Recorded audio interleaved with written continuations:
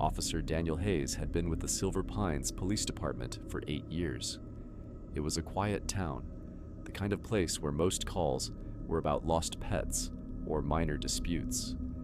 That changed on the night of October 12th. At 2:17 a.m., dispatch received a call. The voice on the other end was quiet but clear. "Send someone to 74 Willow Road." Then the line went dead. No name, no details. Daniel was closest, so he took the call.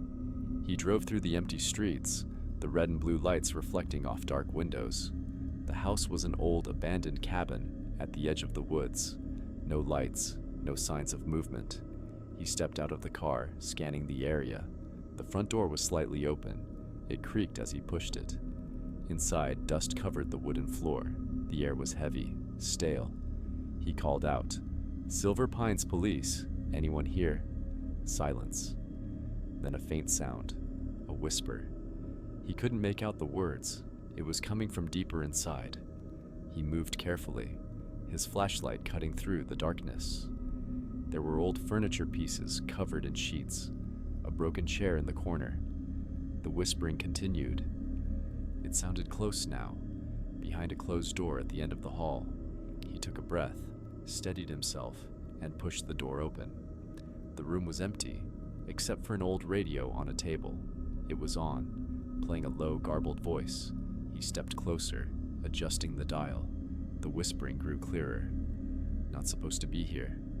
Daniel's pulse quickened, then the sound of footsteps behind him. He turned fast, gun raised, but the hall was empty. Just the heavy silence pressing in. The radio crackled again. "They don't like visitors." He turned the radio off. The air felt colder. A sense of unease settled deep in his chest. He walked back toward the front door, every instinct telling him to leave. Then he saw them, footprints in the dust, leading from the door he had just opened. Bare feet. Not his. The prints moved past him, down the hall, toward the door, the one he had just left. A sharp knock echoed from inside the room. Daniel left. He didn't run, but he didn't stay.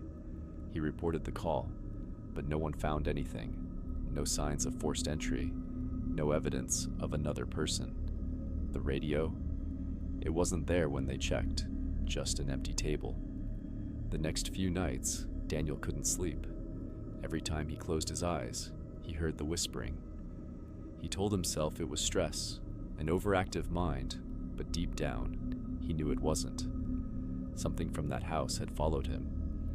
One evening, while reviewing old case files, he came across something strange, a report from 1987. Another officer responding to a call from the same address. The details were eerily similar. An abandoned house, whispers, a radio speaking in fragmented sentences. That officer had resigned a month later. No explanation. Daniel started digging. The house on Willow Road had a history. In 1953, a family had lived there, a couple and their young son. The boy had gone missing in the woods one night. His parents searched for weeks, but he was never found. A year later, the father was found dead in the house. The mother disappeared soon after. The case went cold. Over the decades, there were scattered reports. Neighbors hearing strange noises. Hikers seeing shadowy figures near the property, but nothing concrete, just stories. One night, Daniel decided to return. He told himself it was to put his mind at ease, to prove there was nothing there. He parked at the same spot, stepped out, and stared at the darkened house. It looked the same, too quiet. This time, he entered with more caution. The air was thick with dust and silence. He moved through the rooms, scanning for anything unusual. The whispering started again. This time, he listened closely. It wasn't just random murmurs, it was saying his name. Daniel.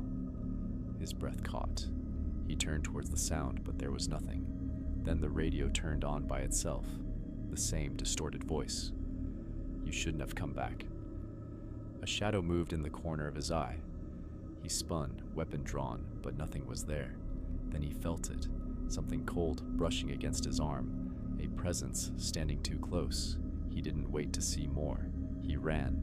Back in his car, hands shaking, he watched the house. The front door, which he had left open, slowly swung shut on its own. Daniel never spoke about that night. He handed in his resignation the following week and left Silver Pines for good. The house on Willow Road still stands. No one lives there, but sometimes, late at night, people say they hear voices drifting from the empty halls, a faint whisper.